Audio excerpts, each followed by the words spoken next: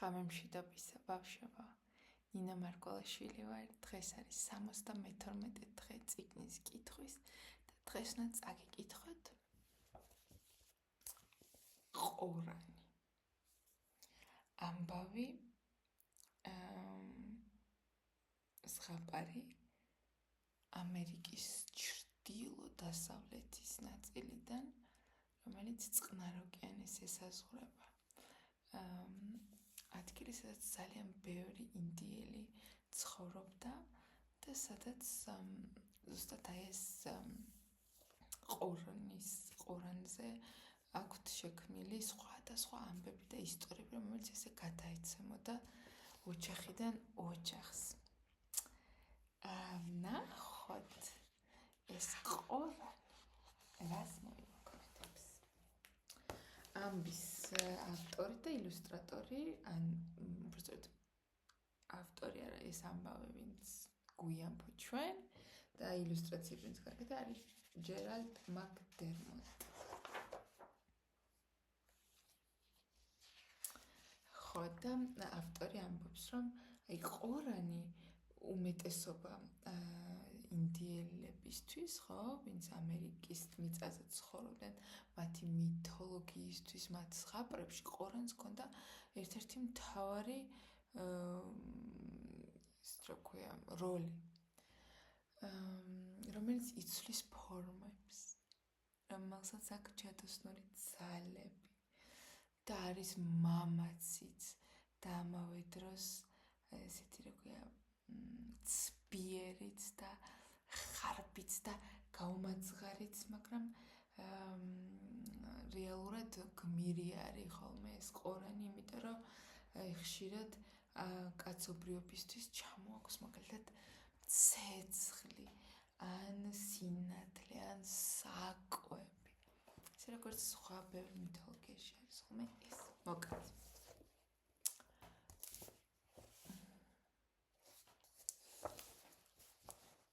ყორანი მოვიდა. მთელი სამყარო სიბნელეში იყო. მაღლა ცა სიბნელეში იყო. დაბლა წყალი სიბნელეში იყო. კაცები და ქალები ცხოვრობდნენ სიბნელესა და სიცივეში. ყორანი დასევდიანდა მათთვის. თქვა, მე მოვწებნი სინათლეს.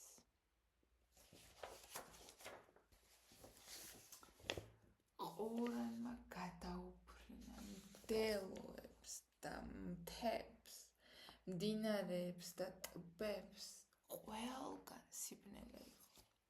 და შემდეგ სადღაც შორს ოდნავ სინათლე დაინახა. მიფრინდა და მიუახლოვდა ამ სინათლეს. ეს სინათლე წყლის კიდესთან ახლოს იყო. სინათლე გამოდიოდა სახლიდან, რომელიც ეკუთვნოდა ცის ბელადს, თავარს და ბზინავდა, ბრწყინავდა. ყორანი მაღლა ფიჭის ხესთან მიფრინდა, დააჯდა ხეს და დაიწყო ცქერა. დაინახა ლამაზი ახალგაზრდა გოგონა, როგორ გამოვიდა ამ ბრწყინავი სახლიდან და წყლის ნაპირთან მივიდა. ის ცის ბელადის ქალიშვილი იყო. ჩაიმუხლა და დაწნული კალათიდან წყლის სმა დაიწყო. ყორანმა საკუთარი თავი წიწვად აქცია, ფიჭვის წიწვად. ნელა ხიდან დაეცა, წყალზე ილივლივა და როდესაც გოგონამ კიდევ ერთხელ შესვა წყალი, წიწვი ფიჭვის თან გადაყლაპა. რაღაც პერიოდის შემდეგ გოგონა პატარა ბავშვი გააჩინა. ბავშვი იყო ციცქნა და ბნელი, ბზინავი შავი თმით და პატარა შავი თვალებით. თქვენი აზრით, ვინ იყო ეს ბავშვი?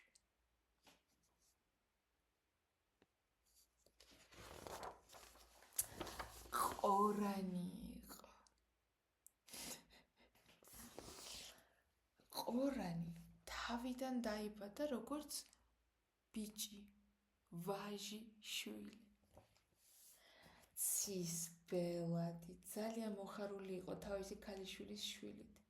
მას შვილი შეერქვა. ეთამაშებოდა ბიჭს და მისთვის სათამაშოებს ქმნიდა.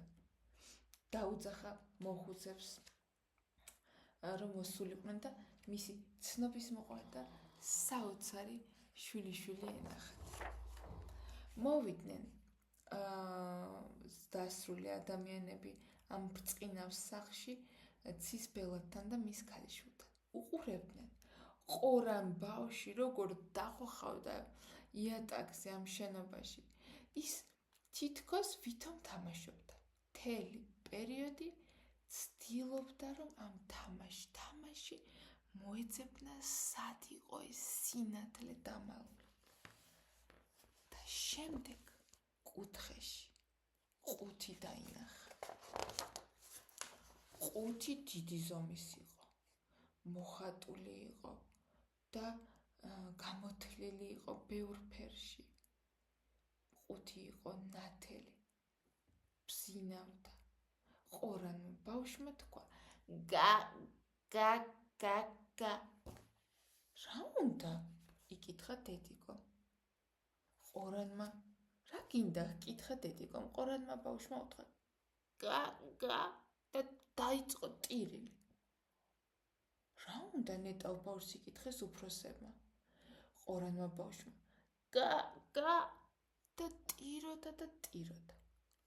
ჩემს შვილიშვილს ყუთი უნდა, თქვა ცისბელადმა.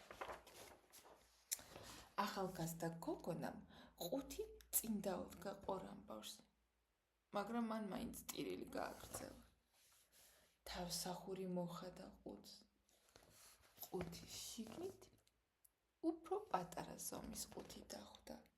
მოხადა თავსახური ამ პატარა ყუთს და შიგნით კიდევ უფრო პატარა ზომის ყუთი დახვდა. დედა მოხადა ყუთს თავსახური და იქიდან სინათლემ ამოაფრქვია. მთელი ოთახი გაანათა. ყუთის შიგნით იყო ბზინავი, წყინავი, გიზგიზა რამ. თქვენი აზრით, რა იყო ის ბურთი? ეს იყო მზე. მიეცით მას ბურთი, თქვა ცისბელადმა. დედიკომ მისცა ყორან ბავშვს ბურთი. ყორან ბავშვმა შეწყვიტა ტირილი. დაიწყო მისით თამაში. გამოაგორა, გააგორა, გა. შემდეგ ისევ ჩიტად იქცა ჰა და შემდეგ კვლავ ყორანი გახდა. გა. ცისბელადი, მისი ქალიშვილი და უფროსები გაოცებით შესცქეროდნენ. ყორანმა თავისი ნისკარტით ჩაავლა სინათლის ბურთს და სახლის ყვამლის ხვრელიდან აფრინდა და ბნელ მცაში გაუჩინარდა. გადაუფრინა ყორანმა მინდვრებს და მთებს, მდინარეებს და ტბებს. გადააგდო ყორანმა მზე მაღლა ცაში და იქ დარჩა. აი ასე მოიპარა ყორანმა მზე და მზე ხალხს უბოცა. და რატომ აჭმევენ ხოლმე ადამიანები ყოველთვის ყორანს? იმისთვის, რომ მადლობა გადაუხადონ სინათლისთვის.